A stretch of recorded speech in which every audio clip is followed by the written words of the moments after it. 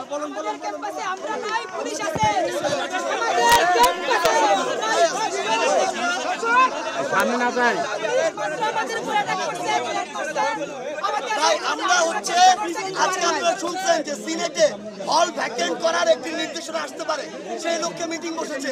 আমরা এটার জন্য এখানে আসছিলাম শিক্ষার্থীদের পক্ষ থেকে, এটার জন্য যে আপনারা যদি হল ভ্যাকেন্ট করেন, আমরা যে যৌক্তিক দাবি আদায় পুরো বাংলাদেশের ছাত্র সমাজ লড়ছে, সেই দাবি আদায়ের আন্দোলনটি স্থগিত হয়ে যেতে পারে।